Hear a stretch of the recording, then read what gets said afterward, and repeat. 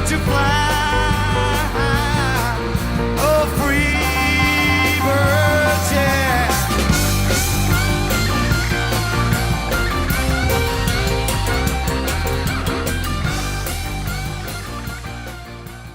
Hello, everyone, and welcome to WWE Locker Talk, episode 44, the show everything WWE, past, present, and future.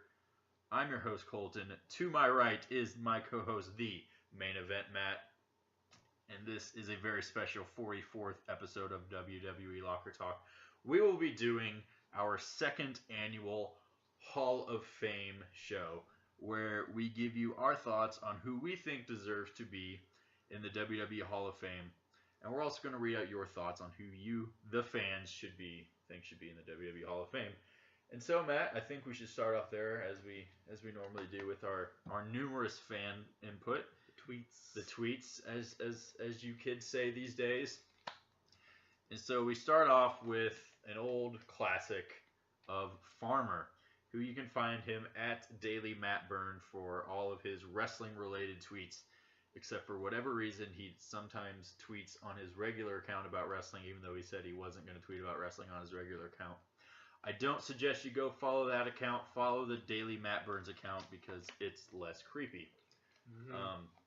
Anywho, so Farmer has given us the choices of, he said, Goldberg, Paul Heyman, and William Regal. He also said somebody else who is not in WWE and was a bit inappropriate, and this is a kid's show. So we're not going to go through that one. The next one comes from, and I'm sorry, I'm going to butcher this name, from Jared Bernosky. Not sure. I apologize for getting that wrong, but he is at KDP Buddha on Twitter. Make sure you give him a follow. And has said Owen Hart, The Undertaker, Vader, Demolition, and The Rock. That's a good one.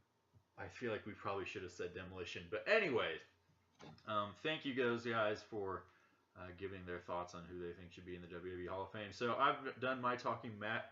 Let's just jump right into this thing. Give us your first pick for who you think should be in the WWE Hall of Fame. My first pick is going to be Rob Van Dam, who not only should be in for his record-breaking times of failing the wellness policy, but because he was an amazing wrestler. He was a pioneer in ECW. I believe he wrestled in WCW. The tail end of WCW, maybe. I don't know. Maybe. In WWE primarily, he is a two-time WWE champion. Well, one-time WWE champion, one-time ECW champion, but it was one WWE, ECW. Four-time hardcore champion, six-time Intercontinental champion, one-time European champion, three-time tag team champion, and he has won the Money in the Bank. His feud with John Cena was amazing. His tag team work with Sabu and ECW was amazing. Whatever person he was in there, he could really up the value. If he was in there with Jamie Noble, let's say, he could really up the value of that match. Who may or may not be blindfolded right now for some reason. It's weird. It was. I'm distracted here. He just belongs in the Hall of Fame because he was an amazing wrestler, pioneer in the ladder matches. He may or not be mentioned actually in our future show, ladder matches you may have forgotten. He's definitely in one of my picks. So, yeah, that's a really good pick. I think RVD will definitely be in the WWE Hall of Fame someday. One day. Yeah, one day. My first pick is another pioneer of sorts. Or maybe not, I don't know. And that would be actually one of Farmer's picks, which I actually picked first. So let's not think that I'm stealing ideas. Would be Mr. Sir William Regal. And man, what else is there to say about William Regal? He's done it all. He's had a 15, 20-year career. He's a legitimate tough guy. He's just a really good wrestler. He's been a really solid worker for his entire career, and he never really got a big break in WWE, but he's still done some really memorable things. I have here in my little notes section, he's a two-time Intercontinental Champion, five-time Hardcore Champion, a four-time European Champion, four-time Tag Team Champion. He was the 2008 King of the Ring, because only British people can be kings, because we got rid of that crap real quick. 200 and some odd years ago. And so, I mean, when I think of William Regal, I think of the time when he was the commissioner back in like 2000, 2001. And they always did those weird backstage skits with him. And the one thing I always remember, he had Tajiri as his assistant, which is totally not degrading at all. I just remember the time that Chris Jericho came in and peed in William Regal's tea, because there's nothing worse that you can do to a British person than to ruin their tea. He's also a notable first member of the infamous Vince McMahon Kiss My Ass Club, pardon my French, which is an esteemed honor, which I'm sure will be reminisced on very highly when he does go in the Hall of Fame. And last but not least, and I think this might be his biggest input into the company, he's currently the general manager for NXT, and he's a trainer at NXT, working at the Performance Center, influencing the next generation, and I think he does a really great job of that. And I think he's a very well-respected man in the business for that. Those are some really good reasons. Thank you. I really worked really hard on this at 1:30 last night. He was a Smash Mouth wrestler for sure. That he was. Okay, well, we will be steamrolling on to my next person. And for all you young bucks out there, break out your Wikipedias. This guy's coming at you from the 1960s. Gene Kiniski, and that is Kiniski. Kiniski. That's almost as hard to spell as your name. It is, a little bit. There's no silent letters in his one, though. Yeah. Gene Kiniski was a pioneer wrestler. We looked up some of his matches on YouTube. Very technical work, extremely good Smash Mouth type wrestler. He feuded with guys like Vern Gagne, Bruno Sammartino, Terry Funk, amongst others. He did some extremely notable heel work, wrestled all over the world in Japan. He won world titles in Japan. He won world titles in Europe. He won world titles in Canada. He won world titles all over America for the territories. He was instrumental in the NWA circuit, trained many people. You should really look up some of his matches because they're really good. He also teamed with Chris Jericho, and that really says how old Chris Jericho is. Yeah. Yeah. So I think he belongs in the WWE Hall of Fame purely on merit. He never wrestled in the WWE per se, but I feel like the WWE Hall of Fame should open its doors to more instrumental people in the early going of wrestling and people that really brought it off the ground. And with that, I see your Gene Kiniski, and I raise you Lou Thesz, who is said to be one of the greatest professional wrestlers of all time. Obviously, that is a subjective matter. You can't really compare the likes of Lou Thesz with a Bruno Sammartino, with a Stone Cold Steve Austin, with a Roman Reigns. Okay, I'm just kidding with the last one. But let's be honest here. Lou Thesz, man, he's, like Matt said with Gene Kiniski, he's one of the pioneers of the wrestling business. There's never another guy like Lou Thesz. He's a legitimately tough guy. Back when, every match you'd have would go 45 minutes, would go to an hour to a draw. Back when they even had shoot matches when, both guys would go out there and the legitimate best guy would win. And so, just a fun little fact. Lou Thesz is a 3-time NWA champion for a grand total of 10 years. The man held that title. Absolutely phenomenal. He is one of the best wrestlers ever. He is an innovator. As we all know, that lovely move that Stone Cold Steve Austin loved to use, the Thesz press. If you weren't sure, that was Lou Thesz, the same guy. He also innovated the STF, that thing that John Cena does. Which what do they call that now? Do they just still call it the STF? Well, they can't call it the STFU anymore. Yeah, that's what he named it before. I think it's just the STF now. Yeah, that, and also he did the power bomb, pretty basic move, and the innovator of Suplex City, Lou Thesz, came up with the German suplex. So that's pretty cool. Lou Thesz, as with Kiniski, he wasn't in WWE, but there are a few of these guys who, they're just they're just some of the greats. They're the pioneers of this business, and they deserve to be in the WWE Hall of Fame. Mm-hmm. You basic ergonomics. All right. Those are two. We're not really gonna top those two guys on this list, but we'll keep those going. are probably the best ones. We're gonna keep going. We probably should have saved those for last, but oh well. I chose, and I went out on a limb here and did a celebrity induction. Ooh. And don't worry, it's gonna be much better than Snoop Dogg or Machine Gun Kelly.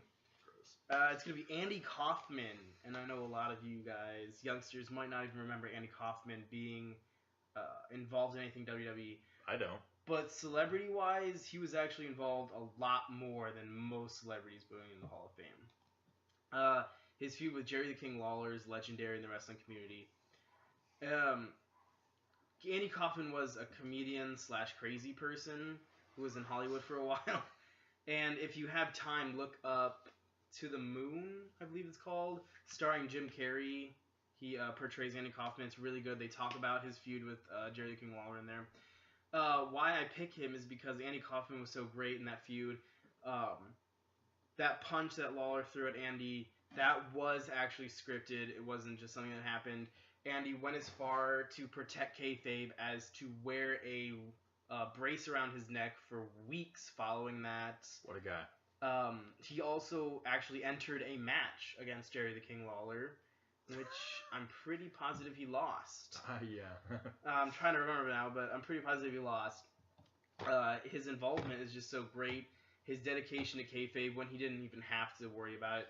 Nowadays, I'm sure Machine Gun Kelly didn't walk around with a back brace when he got power bombed off of the ramp. The ramp, yes. So it's just nice to see people do that to protect it and to protect wrestling as it is. So I think that's why he belongs in there. Definitely. I don't know if I can top Andy Kaufman, but I could definitely bring someone with as much charisma. Someone who you might say is the captain of charisma, the man of many nicknames, Christian. Whether you know him as Christian, or whether you know him as Christian Cage, or whether you know him as Captain Charisma, the creepy little bastard, or Conquistador Dos. Christian, obviously the Edge and Christian show that doesn't really reek of awesomeness. Still deserving of the Hall of Fame.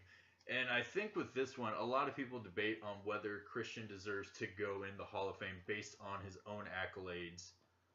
And that would be just ignoring the 7 tag titles he won with Edge. And I think he is. Christian is a really, really underrated wrestler. He has a great entrance theme, which I really enjoy. His entrance theme. He's a 2-time World Heavyweight Champion, although I'm pretty sure that's for like 7 total days.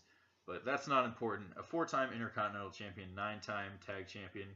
This is interesting. He is a Triple Crown and Grand Slam Champion. And there's not a lot of guys. I think it said he was the 12th ever Grand Slam Champion, so that's pretty impressive.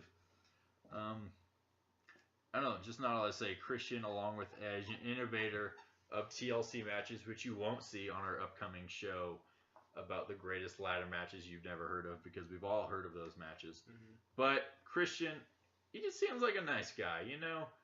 He was always there for the company to do whatever they needed. And he's a great worker, great on the microphone, and Christian, I think, deserves to be in the WWE Hall of Fame. Matt, we're going through this pretty quick, which I don't mind, but I think we each have one left, so I do.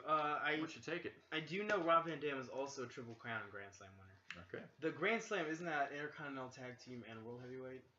That sounds like the Triple Crown. That would be the Triple Crown. Grand Slam would be World Heavyweight Tag Team. A secondary, which would be the Intercontinental, then I think they call it a tertiary, which would be like your hardcore title, your European title. So we would not have another Grand Slam champion. From what I understand is, and we're going off a bit topic here, they have changed that now, since they've done away with that. And now a Grand Slam champion in these days would be a World Heavyweight Champion, a Tag Champion, Intercontinental, and U.S. Champion under this new format, which I'm not sure where the heck this format comes from, but it's, yeah, that's the way it is. So, anywho, you have one more Hall of Famer to discuss. Left. It is said that this last person, when picking his entrance music, they asked, what does he want? And he said, guitars, bro. all the guitars. You may know who I'm talking about already, and this is Dave Batista. I know a lot of you think it may be early for Dave Batista to go in there. He's been wrestling on and off a little bit. His Hollywood career is taking off thanks to Guardians of the Galaxy. Go see it if you haven't, which is really weird if you haven't, because that movie's been out for like 2 years now. Yes. Batista, when you think of Batista and you think of the old brands, Raw, SmackDown, there's two people that really make you think of SmackDown. And it's like Batista and The Undertaker. I know some people may argue John Cena, Eddie Guerrero. You're wrong. It is Batista and Undertaker. And I believe Batista feuding with John Cena could have been a feud of the century, one of the all-time greatest feuds we've ever seen.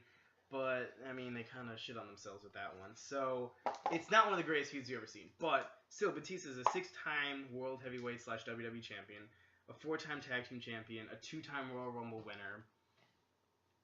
His work as a heel is amazing. His work as a face is mediocre.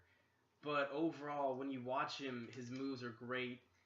I've watched interviews against people that he's faced, and they said Batista really knew how to hurt you because when he put you up for the Batista bomb, he rolled your hips downward as you went down, so you slammed even harder. He's a man with attitude. He's a man who knew he deserved the World Heavyweight Champion. He was the John Cena version of SmackDown, carried the brand for a long time.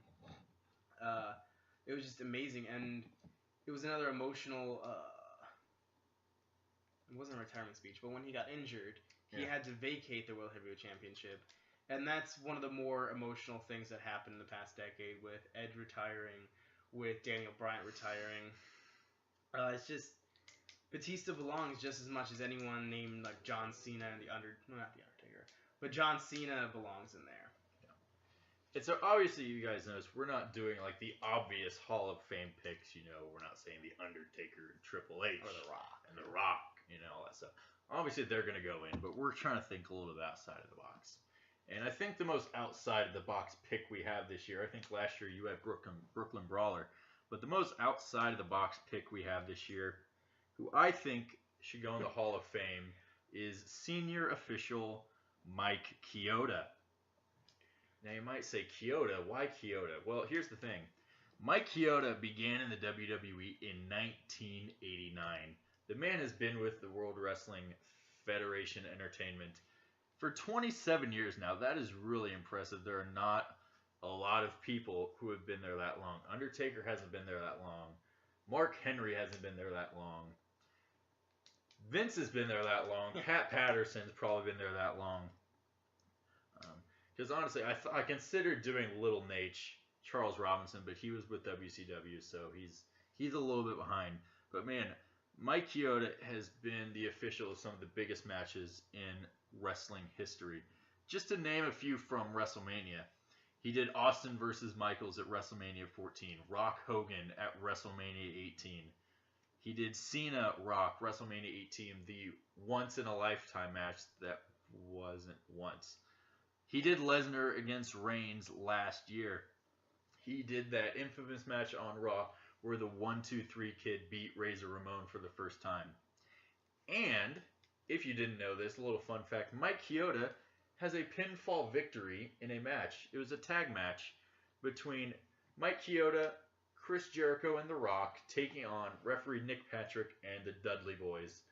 And the match ended with a people's elbow from Mike Chioda on Nick Patrick to get the win for his team on SmackDown.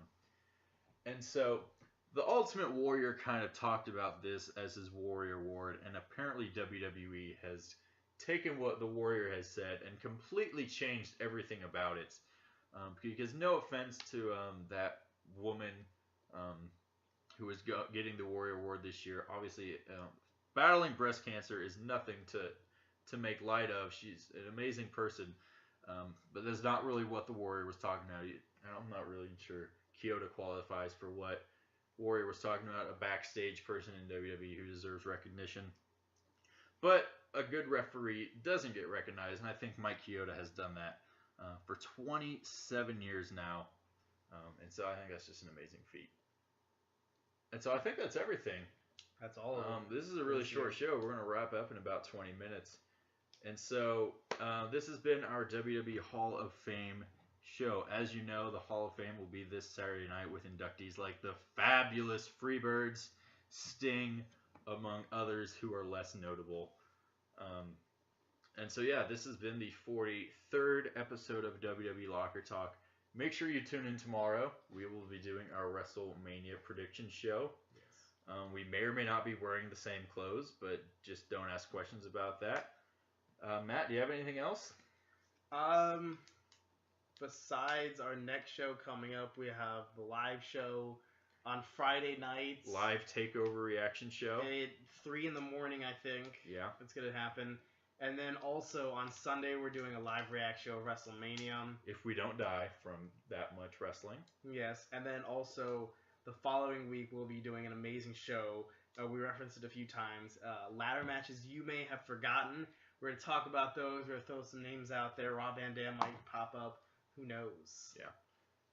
It should be really fun. And so, with that, this has been the 44th episode of WWE Locker Talk. If you want to get involved with us, find us on Twitter at WWE Locker Talk. We might be doing some Twitter exclusive videos as WrestleMania is going on to kind of give little updates during the show. We'll see if that happens. But, once again, I am Colton. That is the main event, Matt, and this has been WWE Locker Talk, episode 44. We will see you next time.